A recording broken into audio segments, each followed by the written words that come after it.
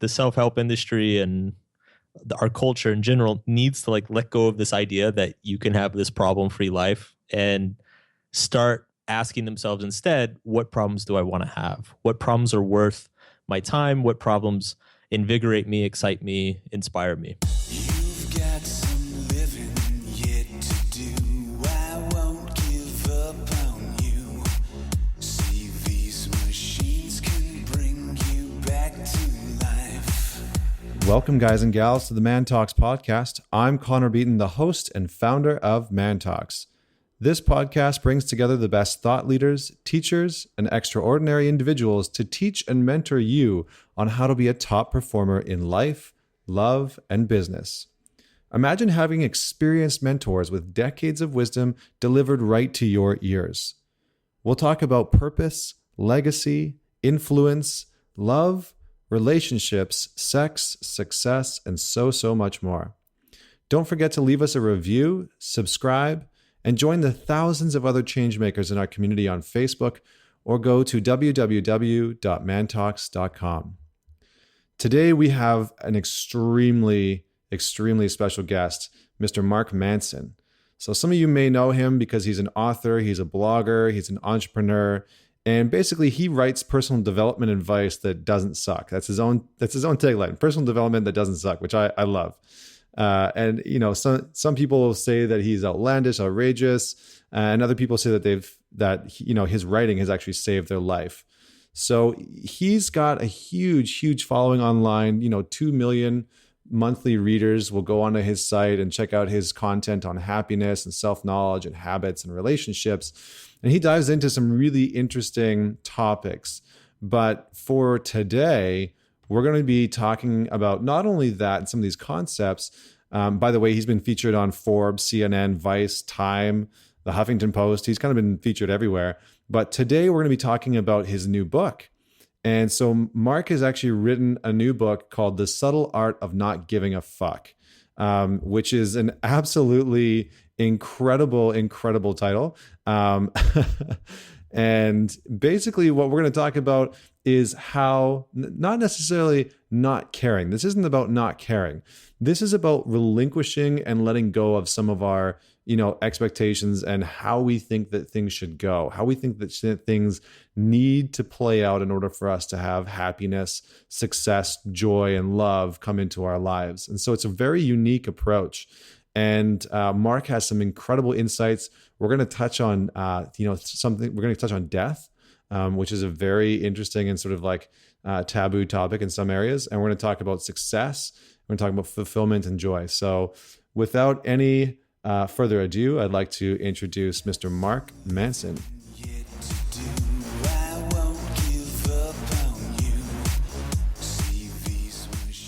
Hey, Mark, welcome to the ManTalks podcast. Thanks so much for joining us. Hey guys, it's great to be here. Like we always do, we always want to ask our guests if they can share with us a defining moment for them as a man. I'm wondering if you have something that comes to mind. Oh man, that's not an easy question to start the show with. That's usually it's like, what did you have for breakfast? Or I mean, you could tell us what you had for breakfast first, and then we could dive into that. My breakfast was quite defining as a man, actually. This is probably biased because it's recent. I'm sure there's plenty of things that have happened in my life that have really kind of influenced my masculine identity. But I'm engaged at the moment, and I basically spent all of my teenage years and my young adulthood as a total commitment phobe, player, womanizer. And it was, I guess, reaching that point where I realized I wanted to marry my fiance, did a total number on me, like psychologically. It was a pretty, it was a scary, but it was also like an amazingly liberating realization when I realized that, like, wow, I like want to make my life with just this woman. And I feel like because I had spent so many years just kind of like chasing validation through vaginas, that like relinquishing myself of that, like no longer defining myself of that, like making that commitment, I feel like it really actually freed me up to be me. Very cool. Yeah, it's interesting that you I feel like our stories might be very similar. We should yeah, I mean I think that resonates probably with a lot of guys, but your story definitely resonates with me as well. And seeking the validation seems to be a big thing that a lot of men struggle with, whether it's with women or through success or through finances or whatever the case may be. So how is that shift, just before we kind of move on, but how has that shift kind of, shown up in the rest of your life? Like, have you seen changes because of this shift? Yeah, I feel like, I mean, it's subtle on the one hand, but it's funny. It, in a way, all of like many of my hobbies and things I was once interested in, and like, it feels like my personality changed quite a bit since I hit that point with her. I used to be a big party animal, and I was the guy out at the club until 5 a.m. And I kind of hit this point where it's like, it's not really doing anything for me. Like, there's no reason to be there. There's nothing to prove. And suddenly I just stopped finding it fun. And I wanted to sit at home and like pursue other hobbies. Like, it's weird. I'm like discovering new hobbies and passions that I never had before. And I'm like relinquishing hobbies and passions that I had, throughout most of my 20s. Very cool. And there's got to be a piece of you that at the time when you decided to, ask your girlfriend to marry you, you were kind of shedding that old life and that old way of living. And you kind of, I'm sure you go through a bit of a mourning process almost. But the realization that this new life is better has got to be incredibly freeing. Yeah, there is a mourning process. And I think that's actually like the perfect word to describe it. There was a period where I just felt very like I missed it. Like, and it was weird because I would miss it and then I would like go out and try to kind of re-experience it. And it wasn't the same. It just wasn't, my identity had changed. So I didn't have the same reactions as I used to. But yeah, there was definitely a period where it felt like losing an old friend. And there was a time period where I kind of had to like grieve and get over it. Right. It's almost like that transition from high school to university, or like university into the real world, right? Where you get a whole bunch of different friends from high school to university, and it's you feel weird about it, and then you move into this new phase, but you feel more mature and more grown up. And at least that was my personal experience, is that when I looked back, I was like, wow, I'm really not the same guy anymore, and that's okay because I don't want to be that university kid anymore. So it's it can be a great experience. And I think for a lot of men, what would you say what would be like the advice you would give to guys out there who are maybe in that phase? Because I know for myself, I would have loved to have had some advice on how to like move through that sort of philandering and partying and sort of sleeping around phase. So what advice would you give to any guys out there? Well, I want to write an article about this at some point, because I know that when I was in that phase, I definitely had some negative preconceptions and biases against marriage and commitment and monogamy and things like that. And I used, and looking back, it was just a bunch of bullshit to kind of justify my behavior to myself. And I want to write an article. The title idea that I have is like, like the unspoken defense of marriage or something like that. Basically like the argument that you don't hear for why you should get married or commit to a person. And it's just, the biggest thing for me is that it freed up so much mental space and energy and emotional energy to pursue things that are actually really deeply important to me. Like, you don't realize how much mental and emotional energy you're investing into like dating and chasing women and being the cool guy that all the girls like and all that stuff, until you actually let go of it. And then you're like, wow, I have all of this free time and free energy to like invest somewhere more meaningful. So I would just say to guys in that phase is like, just make sure it's a phase. Don't get so caught up in it that you think, this is how it should be forever. Like, I love what you just said there, because I think most people would look at, the idea of marriage in the complete opposite way. It's, when you get married, you give yourself up to somebody else, and you create a life with somebody else, which is a very cohabitating sort of way, whereas you just came at it from a bit more of a selfish way. Like you're freeing yourself up of all this mental space and energy. And that's what I love about you is that you're not afraid to go the other way and do what everyone else is sort of thinking. And I hope you really do write that. And I hope it ends up on the blog one day. And for listeners out there that haven't been to Mark's blog, it's absolutely incredible. And that's really one of the things that we wanted to touch on today is just your writing and your voice. But more importantly, the voice that you've been putting on the blog for all these years is now being done into a book, which is called The Subtle Art of Not Giving a Fuck. Wonder if you can just give us a quick little overview of the book. So The Subtle Art of Not Giving a Fuck, it's some people might remember there was a very popular article last year by the same name. And the book, it's basically, the irreverent language is, I tell people, it's kind of just a way of tricking the reader into thinking about their values. Because as soon as you hear the word values, like, I think everybody's eyelids drop 50% and, they like start checking their phone and whatever. But I really, really wanted to write a book about values. I think it's so important. It's basically, what are we choosing to find important in our lives? Like, how are we defining success and failure for ourselves? Like this, to me, this is like the ultimate personal growth question. And it's very hard to talk about. It's very hard to talk about openly.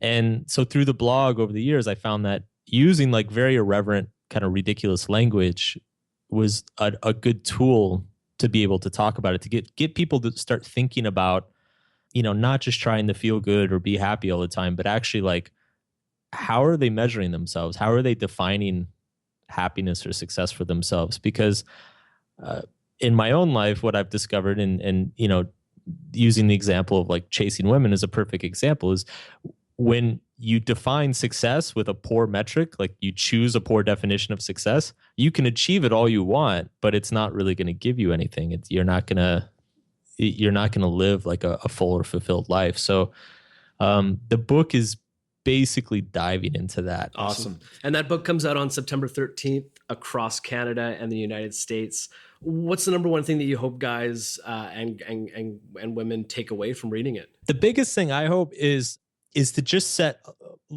little bit more realistic expectations. And there's part of the book where I basically say like, look, life is full of problems. You never get rid of your problems. You just get better problems. And so the self-help industry and our culture in general needs to like let go of this idea that you can have this problem-free life and start asking themselves instead, what problems do I want to have? What problems are worth my time? What problems invigorate me, excite me, inspire me? Yeah, it's a really great look on it. There's a talk by Alan Watts, which is it's not similar. He talks about how whether or not we can actually change ourselves at all and whether it's even possible. And he kind of dives into how in North American society, one of the biggest challenges that we all face is this idea that we should have this like Disney-esque perfect life, perfect marriage, perfect health, perfect finances, and that it's not realistic, and that it's an illusion.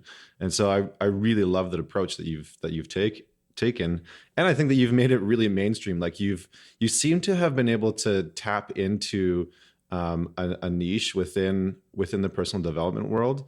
And even your tagline, personal development that doesn't suck. I love that. And I think back to before I was even in this realm, and if I had stumbled across your blog sort of like 7 years ago or 6 years ago, I would have been like, yeah, this is wicked. I want to give this a read. And so I'm curious as to like, can we just go back in time a little bit to when you started your blog and just give us and our listeners some insight into why you started it and what you were hoping to sort of like land with people when you started it? Sure. It's kind of a funny story because I never conceived. I mean, if you go back to when I started, my websites and my online business, I never thought I'd ever be a writer or a blogger, or it was never an aspiration of mine. Basically, back in 2008, I started a couple different like online. I read The 4 Hour Workweek by Tim Ferriss, and I just graduated from university. The Great Recession hit, so there were no jobs, and I read The 4 Hour Workweek by Tim Ferriss, and was like, oh, sweet, I can make a website and go live in Argentina. That sounds amazing. And it all sounded so simple and like very like straightforward. So I started a few internet businesses to try to make a little bit of money online. And back then it was basically, I just wanted to travel and party and meet girls. So it was like very kind of simple, humble goals. And as I was starting out back in like 2008, 2009, the big thing, if you like watched any marketing seminars or internet business gurus, the big thing everybody was saying was like, you start a blog, you have to start a blog. So I was like, okay, I guess I'll start a blog. And one of my businesses was revolved around dating advice, primarily for men. And so I started blogging about it. And as a couple of years went by, I realized that I was kind of a crappy marketer and didn't really know how to sell things. But B, people tended to really like my writing, and I really enjoyed writing. So it was around 2011, 2012, I said, well, all the marketing, all this stuff on these other websites isn't really working out. So maybe I should just put all my energy into my blog and try to make it the best blog I can possibly do. And from there, things just started to take off.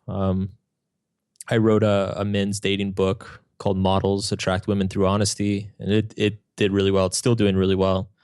And the blog just grew and grew. And then in 2013, I kind of realized, like, why am I just writing for men? Because a bunch of women were coming to the site too. And I changed it to markmanson.net. So it kind of just kept, I don't know, it just kind of evolved on its own. It was never, it was never a conscious decision to be this big blogging personality. Yeah. And I mean, on your website, you talk about, there's one great question in your sort of about section that says, do you have a degree in psychology, and shouldn't you have one? And your answer is no and no. I told you not to take me seriously, remember, but I think that's a really interesting approach, because you're kind of like, in the personal development world, I get the sense that you're kind of like the real guy that just gives real talk and is like super fucking relatable to most people who aren't sort of like on the fringes. And what are some of the things like growing up that kind of like shaped that and sort of like shaped your voice? Because I think that's something that a lot of people struggle with, is like, how do I find my voice? How does it come out organically? And, how do I find the balance between taking action and surrendering to what life's putting in front of me? Oh man, that's a whole bundle of questions right there. Yeah, sorry about that. I'm just going to ask you like 10 questions all at once, because I'm really excited to have you on the podcast. Well, let me start with the comment about one thing. So I got really into self-help material when I was a teenager, and I've always been a little bit uncomfortable. Something about the whole guru thing. The guy standing on stage with screaming at 2,000 people of like, do this and your life's going to be amazing today. Something about that always made me a little uncomfortable. And it took me a long, long time to kind of figure out what it was. And basically the way I would describe it is, if you take people who feel as though they're struggling in their life, or they're suffering from depression, or they're down on their luck, like things aren't working out right now the way they want them to. Often the number one issue that these people have is that they don't take full responsibility for themselves and their own problems. They've basically spent their life always looking for somebody else to tell them what to do, and they've never learned how to decide for themselves who they want to be and what they want to do with themselves. And I see a lot of self-help, like the guru model is being kind of an extension of that. Ironically, I feel like sometimes the best advice a guy on stage could give to people is, don't listen to me. Go, like, just ignore everything I say. Go decide for yourself. And so I try very hard in my work to make it very clear, because I get tons of emails, people saying like, oh, what makes you such an expert? Or why should I listen to you? And I hate being put in that position that I feel like I have to defend myself or justify myself, because the fact of the matter is like they don't have to listen to me, and I'm not right all the time, and I don't know what's best for a random person who read 2 of my articles and emailed me a paragraph. Like it's unrealistic to expect that to work. And so I like to see what I do, not in terms of like me standing on a hill telling everybody below what they should be doing for themselves. What I try to make clear is that everything I write about is something that I'm struggling with myself. In fact, often the reason I'm writing about it is because I'm struggling with it. And so it's kind of like this very public form of therapy for myself that is then consciously crafted in such a way that I know that thousands or millions of people are going to read it and hopefully gain some insight or inspiration for their own process. Now, to go back to the next question, like, where does that come from? I think a lot of that comes from, I'm very contrarian by nature. Even when I was a kid, I was a very rebellious kid and teenager. I got in a lot of trouble. I was always the kid that was like mouthing off to the teacher or telling the teacher that they were wrong. I was very obnoxious, but I think there's just this streak, like this independent streak in me that's always been there, and that maybe was exacerbated by things in my family situation or where I grew up. I grew up in like way out in the middle of suburbia, conservative part of Texas. I am not, if you haven't noticed, I don't really fit into like living out in the middle of a conservative part of Texas. So I always felt very out of place as a kid. And I just got in the habit of speaking up about it. And my mouth often got me in trouble. But I think fortunately building those habits in my adult life, it's actually served me, because I feel like one of the things that has made my site so popular is that I feel as though I'm often the person who is saying something that everybody else is thinking, but nobody else wants to say it. Right. And you have a really good sort of bullshit detector, I find, which I'm sure, you've had you've sort of honed that over the years just through your experiences. But it's funny, it all started with a blog, and I find that these blogs take on a life of their own. And it's when you say people are sending you comments and you get all these emails, it's like, this is just my point of view, and you happen to be the one that came to it and followed it. And you're not claiming to be a doctor, or you're not claiming to be any sort of professional. You're just putting your point of view out on your site. So it's funny that it's gotten to that point. Yeah, it's something I experienced early on, that because early on I kind of did, I think, what everybody's natural reaction to do is I defended myself, and I'm like, well, I did research on this and this, and if you read this book, it'll show you that I'm right. And first of all, like, that never really, I don't think that actually accomplishes much when people are skeptical of you, or they don't agree with you. Like, you're never gonna like be like, well, I read more books than you, so I'm right. It's not really a valid or a productive way to go about it. But the other thing too is, like, once the blog started blowing up, I started getting like a lot of really people in like very, very desperate situations, fathers who just got divorced and lost custody of all their kids and lost all their money, and they didn't know what to do, or people who are suicidal, or women in physically abusive relationships. And I am just flat out not qualified to help these people, especially given the fact that, like, I have no idea who they are. All I know is that, the paragraph that they wrote to me. So I quickly reached a point of like, I'm I'm not going to open my mouth when I don't know what I'm talking about, you know? So I tell these people, usually what I do is I just try to direct people to resources that are more specialized and more knowledgeable about their situation. But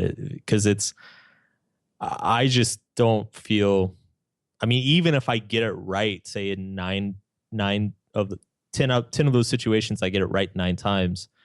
That one time I get it wrong, you know, that could like completely screw up a person's life. And I'm just not willing to put myself in that situation. I don't think I have that kind of authority or knowledge. So I'm curious, you know, you've gone all these years writing on your blog, but now you've put some of the ideas from your blog into your new book, The Subtle Art of Not Giving a Fuck. What was that process like for you? Was it freeing, or was it actually quite limiting in a way, because you only have so many pages in a book to fit everything in, and I'm sure you had an editor sitting over your shoulder who had their comments stat in. What was that like to, you know, essentially partner up? I loved my editor. So his name's Luke Dempsey. He's at Harper One. I loved it. It was funny. I came here to New York last summer to pitch the book to a number of publishers and editors. And I think my agent and I, we visited like seven or 8 publishers. And I remember I walked into the room, and some of the meetings went great, and then some of the meetings were kind of like, you could tell that the publisher had no idea what I was about. They basically just saw like the numbers of my blog and were like, "Oh, sweet money, let's publish this guy." And Right. but I remember I walked into the meeting with Luke, and like the first thing he said to me is, he said, "I'm a cancer survivor. It's one of the best things that ever happened to me, and I want to publish this book." And like as soon as he said that, I was like, holy fuck, this guy gets it. Like he is 100% in. And so actually working with him was great. The process of writing the book was very hard, because like with articles, you know, there's just one idea, and it's like, okay, you can just kind of get this out in 1,000, 2,000 words, and then you're done. With a book, it's amazing because it allows you to dive into much further depth and just show a lot more meaning and how some of these concepts apply to many more areas of your life than maybe is immediately apparent. But on the other hand, you run into this danger of like going too nerdy and wonky and like getting like way philosophical about something that you just really don't need to be. So for me, it was very hard finding that balance between providing the more depth on some of these ideas that offers a lot of value, but at the same time, like not getting into this like philosophical treatise on like the nature of identity or whatever.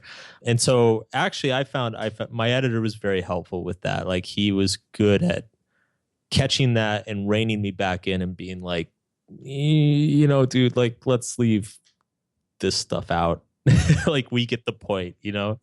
That's what editors are for. So let's dig more into the book, and I especially want to talk about this whole concept of not giving a fuck. And I'm hoping you can kind of walk everybody through that concept, but through the lens of the story around Charles Bukowski, because I know that story is in the book. I'm wondering if you can kind of share that with us. So I opened the book with the story about Bukowski because I immediately wanted to demonstrate that this is not your typical self-help book. And what I talk about is that Bukowski was an alcoholic. He was a total failure and loser. He had no money. He just was kind of a disgusting human being for most of his life. And he wrote poetry for, I think it was like 30 or 40 years. Yeah, I think it was 35 or so. Yeah, without ever getting published. Like he was rejected from everything pretty much nonstop. And then finally in his 50s, an editor took a chance on him and gave him a book deal. And he kind of became this sensation. And his work is it's incredible. I'm a huge fan of him.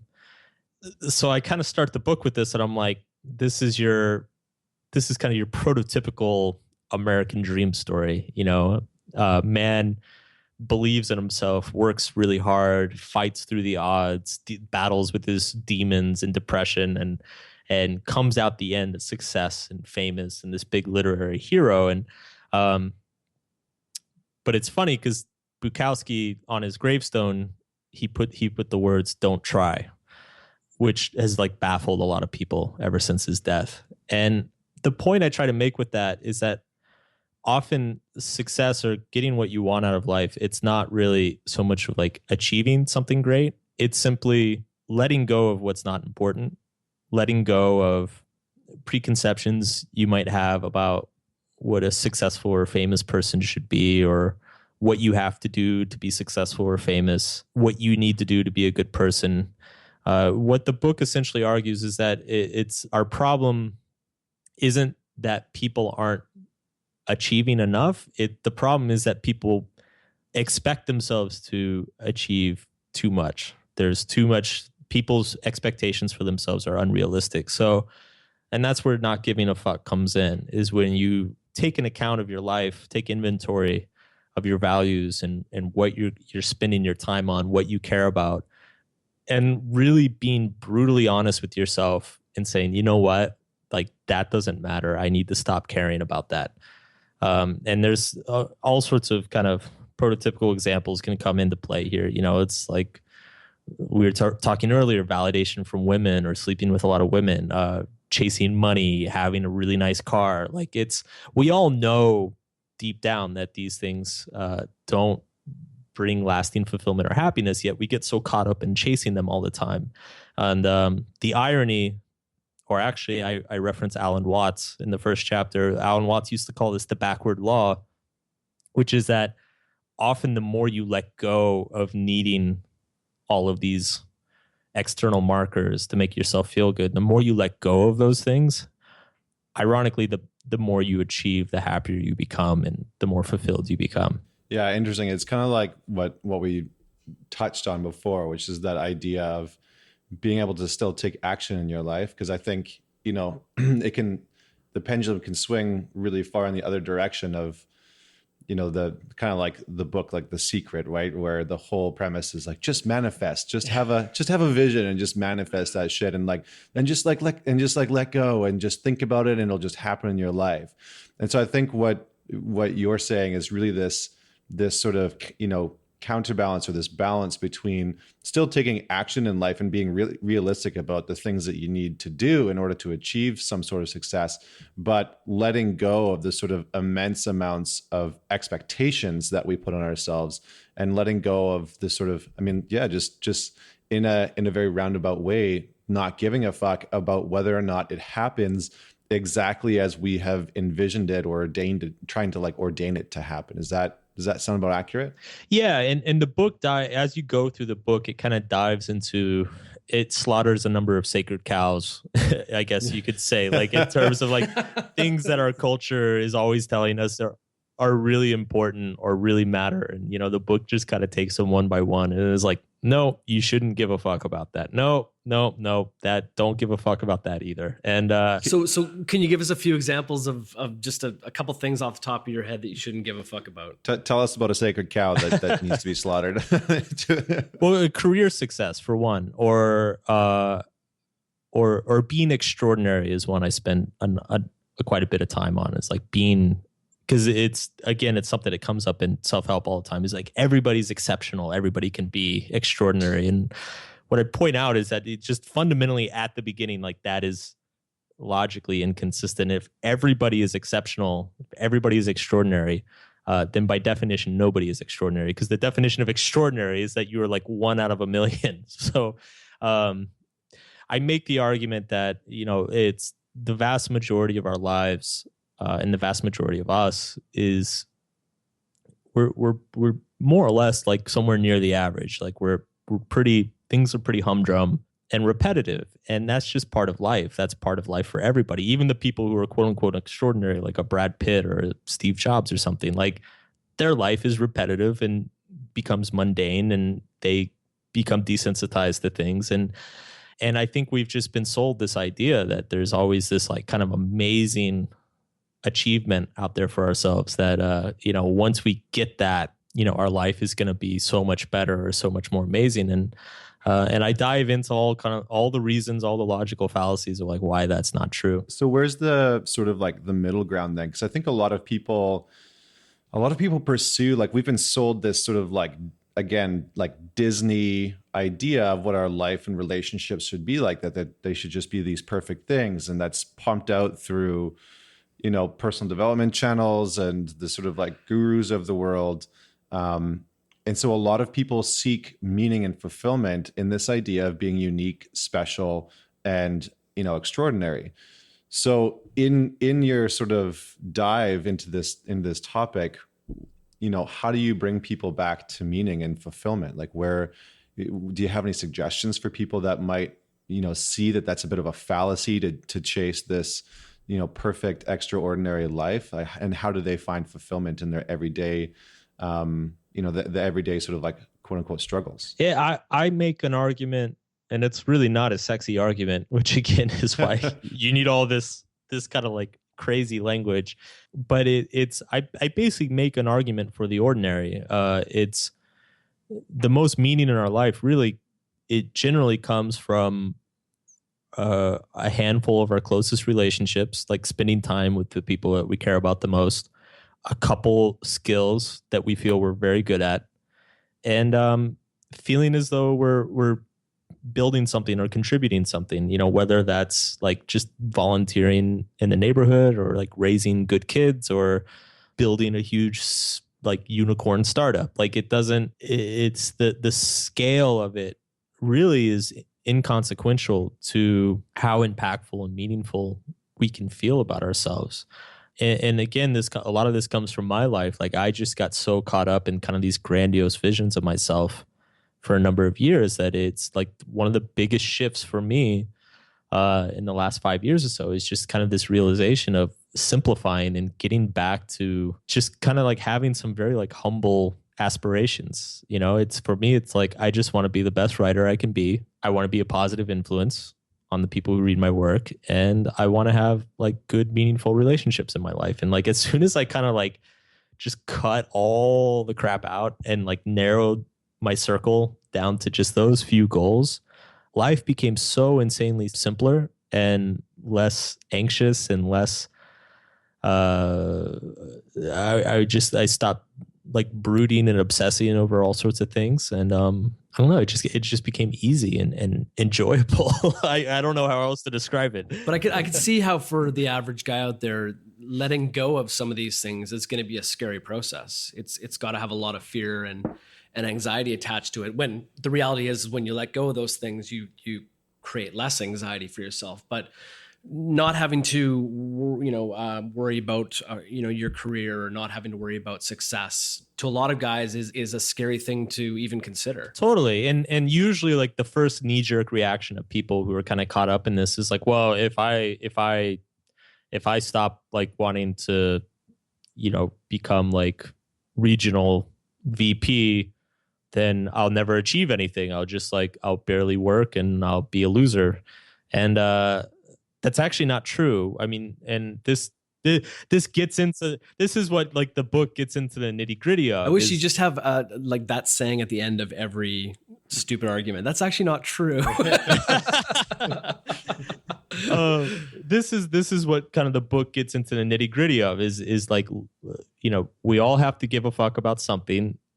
Pay attention to where you're giving your fucks, and some places are better to give fucks than others. And and so what I would say to a situation like that, or like what the book would talk about, is giving a fuck about like reaching some certain rung on the career ladder is actually less effective than, say, giving a fuck at being an inspiring leader or developing your leadership skills or becoming like the foremost expert in your field, in a certain part of your field. Like there's much better yardsticks to measure success by than simply like becoming VP. And again, there's all sorts of reasons for this, but I mean, the big reason is that, and studies have found that when our goals are purely external, when they're like purely like external signifiers, such as like receiving a certain title or making a certain amount of money, people cut corners. People start doing things that are ethically questionable. People start like lying and fibbing and smudging the lines of, maybe exaggerating a little bit of what they were doing before, because it's when the goal is a purely external reference, then, the way you got there doesn't really matter. And so to put it simply, like what the book would argue is that what you should be giving a fuck about, or what the goal should be, is the way to get there. And then you just let that external signifier happen as a side effect. Awesome. And I can imagine that, not giving a fuck is a really powerful tool when dealing with things like adversity or, big challenges in our life. So I'm curious, do you dive into that topic at all? Oh yeah. Yeah. There's an entire chapter on like basically telling you to stop giving a fuck about your emotions. It's like, oh, you're tired and cranky and angry because you feel like life's fuck you. Like, get over it. It doesn't matter. You're not saying that you can't still feel tired and cranky and angry. No. Oh yeah, of course. It's what I say is that it's emotions are essentially just feedback mechanisms. They exist for a reason, particularly negative emotions. They evolved for a very good reason. Pain evolved for a very good reason. So we shouldn't avoid it, and we shouldn't despair when we feel it. They're just simply like road signs saying, hey, slow down, or like, don't go this way. Nothing more, nothing less. And it's very hard for people. So many people get so caught up in that, and they make it such a huge priority in their lives and their decision making that it leads them to a lot of trouble. And that's where the adversity thing comes from. It's like if the thing you give a fuck about is something like really big and important, then adversity is like it's nothing. It's just like, it's a speed bump. You're like, okay, whatever, some adversity, I'm going to deal with this problem and I'm going to move on.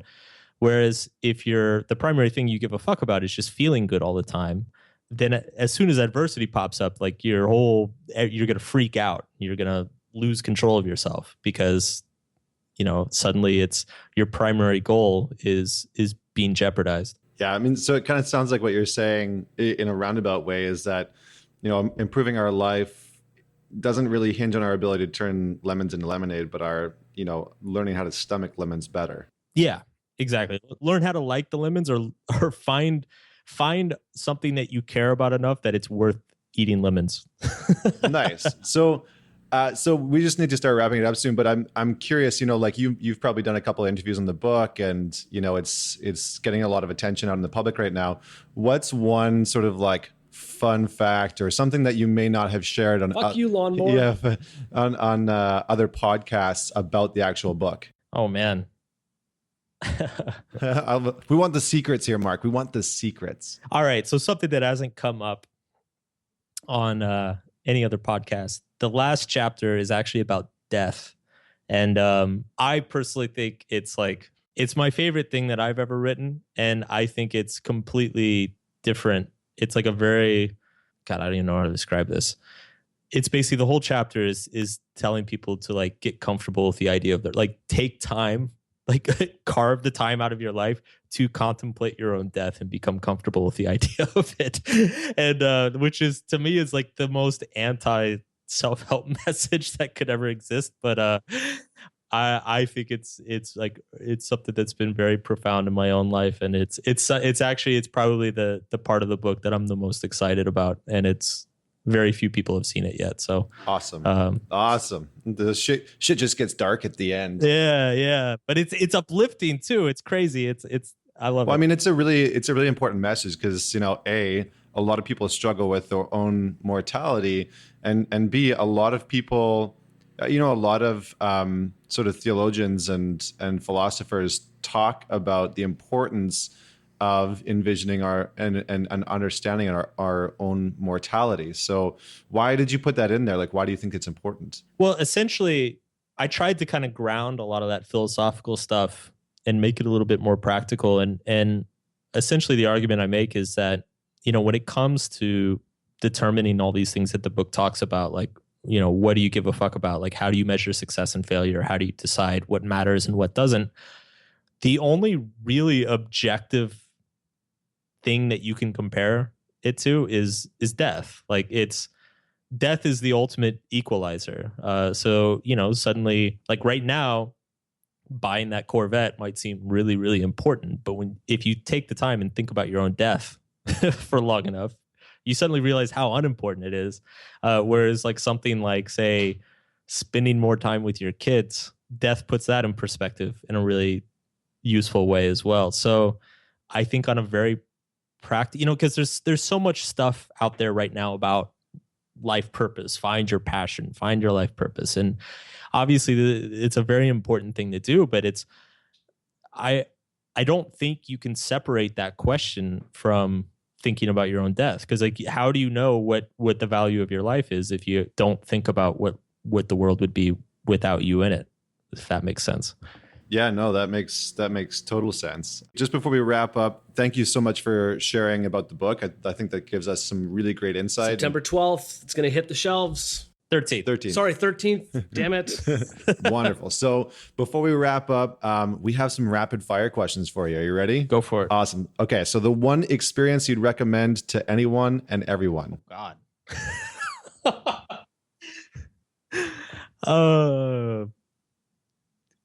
Sex. I don't know. Awesome. Perfect. What's the most underrated trait for modern day success? Humility. The one book you'd take with you if you were stranded on a desert island. War and Peace by Tolstoy. And the one movie you'd take, and my question to myself is, where are you getting the power to run the movie? Well, I would have a generator, obviously. And my favorite movie of all time is American Beauty. Nice. Single biggest lesson from blogging. Single biggest lesson is that people all think that their problems are really unique and special and not shared by anybody, but they're pretty much everybody's problems are pretty much the same. And who do you think is the most influential person of all time, and why? Oh, wow. Just a light one for you. Just a softball. Oh, man. Well, I would have to go with either Jesus or Newton. Jesus or Newton? Very different. Yeah. Because Jesus, obviously the whole Christianity is the biggest religion in the world and was largely responsible for a lot of the imperialism. But Newton, he birthed modern science, which has completely changed everything. So I'm going to lean towards Newton on that one. I love it. That's a really good one. And then finally, what is the legacy that you want to leave in the world? Speaking of mortality. The legacy I would like to leave is I would like basically just my writing to have a strong and powerful influence on a lot of people. And I would basically just like to be known for grounding self-help again, keeping it realistic, keeping it accountable for its own bullshit, because we all have bullshit. And so we just need to admit that. Awesome. Well, Mark, you've done an incredible job with the vlog, and we can't wait to read the book. Guys, go out and get the book. It's going to be absolutely incredible. It's going to be on shelves September 13th, but you can pre-order it right now on Amazon, Barnes & Noble, all those different places online. You can also go to markmanson.net and you can pre-order the book. He's got all sorts of really awesome pre-order giveaways. Thanks again, Mark. We really, really appreciate it. You can learn more about ManTalks by visiting mantalks.com for more podcasts, blog posts, lots of amazing new articles that are up there, and information on all of our events. And please, please, please subscribe to us on iTunes or Stitcher so you never miss an episode. And please leave us a rating. It goes a long way to help man it forward and get the podcast into as many ears as possible. Thanks so much for listening to the ManTalks podcast. Catch us next week for another inspiring conversation with an inspiring man.